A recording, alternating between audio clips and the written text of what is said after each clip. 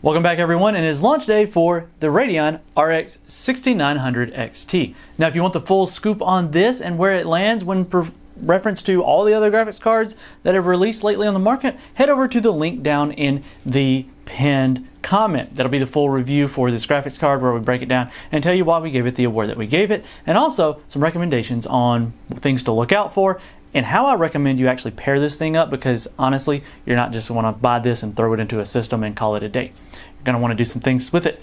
But since the launch of the 6800 series, we have been going in depth here on the channel, going game by game and taking a look at performance of the latest graphics cards from both vendors and how they perform in ray tracing games. Well, today we're going to take the 6900 XT and we're going to take a look at Turing.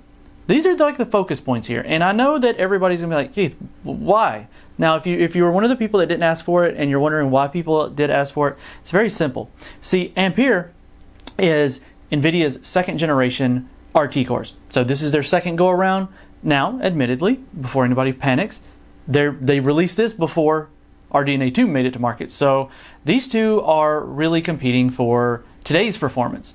But what I want to look at in this video is how AMD's first generation ray tracing performance stacks up to NVIDIA's first generation ray tracing performance. Now, this is the RTX 2080 Ti. Now, the important thing about the 6900 XT and the 2080 Ti is they both carried an MSRP of $999. Admittedly, the Founders Edition was $1,200 and it was slightly overclocked.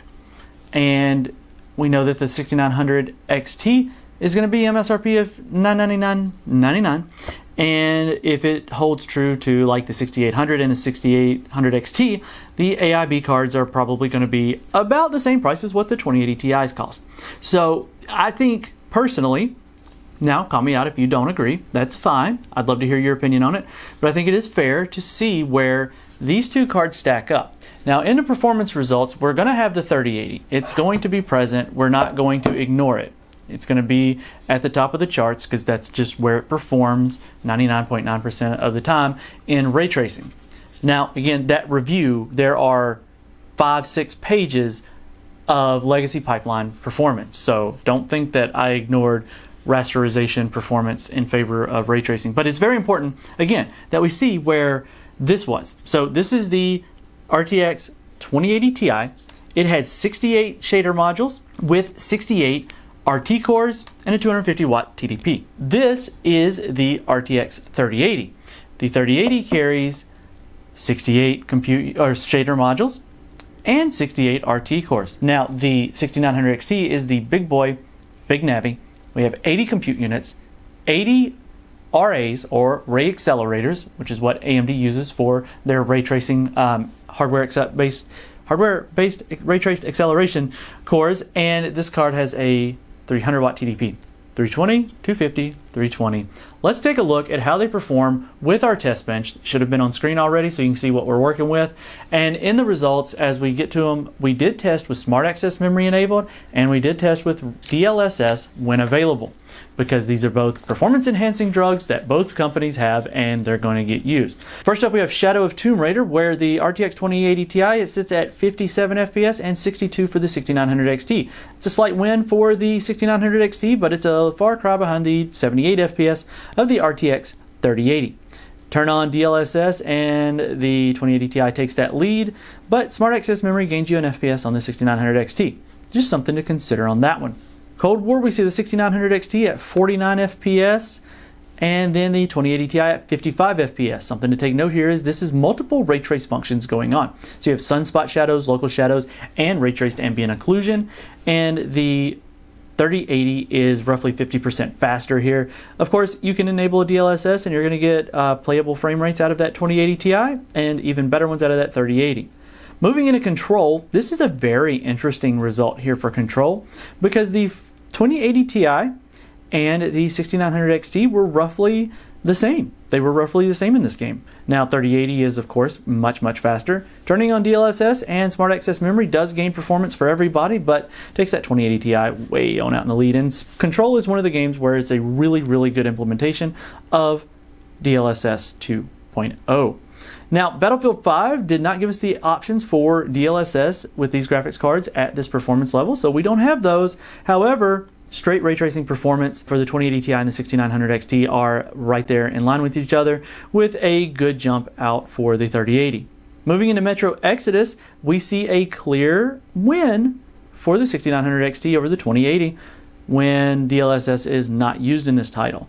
Now the 3080 is a little bit faster there, but it shows you that there's a lot of rasterization performance needed for this title to really perform. So good job there for the 6900 XT if you're wanting to buy that and play 1440p with Metro Exodus with ray tracing on.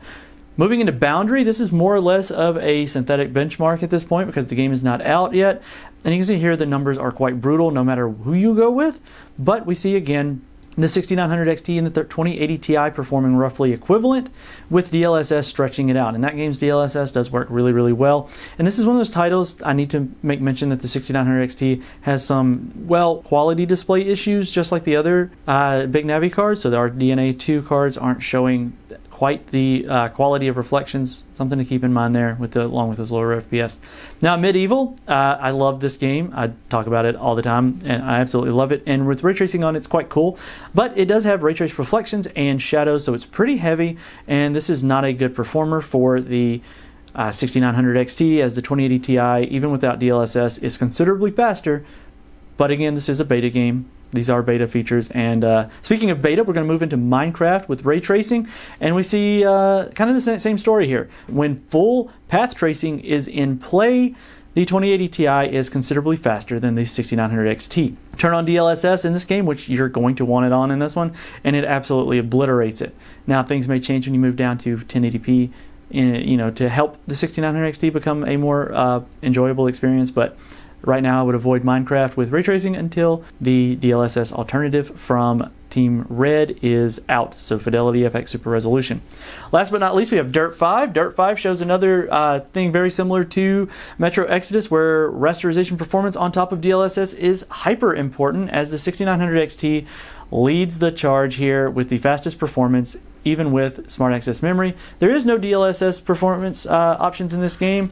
I mean, you can feel free to run a resolution modifier, but that's just where that game particularly lands.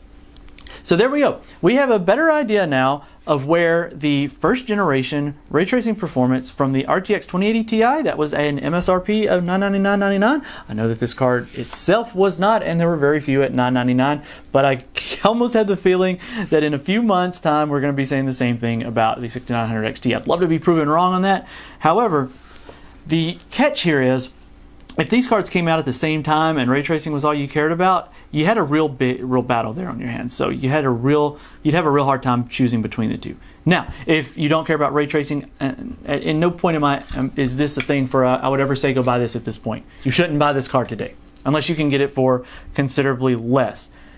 This is the one that you would be considering. So this is why so far we've had the discussion around, the 30 series and RDNA2. Admittedly, today at the time of filming, neither one of these are going to be easy to get. Yeah, nigh impossible. But we do have a better look at first generation Turing, second generation Ampere, and first generation RDNA2. Now, what this tells me is we have some hope for the future. So if you're somebody like me and you really enjoy the ray tracing stuff, and there hadn't been a whole lot of other things new to the visual market. So Fidelity FX has brought a lot of cool stuff, so has a lot of the ray tracing features, and we're going to start to see better use of RDNA2. Most of these games came out before this card even was put in the hands of developers, so it'll be interesting to see going forward. We've got Cyberpunk 2077 on the horizon. I'm still not getting clarification on when we can expect ray tracing support in that game. Godfall still hasn't given ray tracing support to the Ampere cards or Turing cards, so we'll see where we are with those. But I thought you guys would find it very interesting rather than hit you with the same old, here's the same benchmark as everyone else is doing. I just want to take a look at this specifically from a ray tracing perspective and first generation, second generation, and RDNA on its first generation. So let us know what you think about this. Did RDNA2 land about where you expected it to on the ray tracing front? I waited to do this until now because I felt like this was the most important comparison, not the 6800 XT to the 2080. rather the 2080 Ti, the big die to the big die. All right, guys, let us know what you thought about the video down in the comment section below. Like, subscribe, and stay tuned as we will be back with more as always. Catch you in the next one.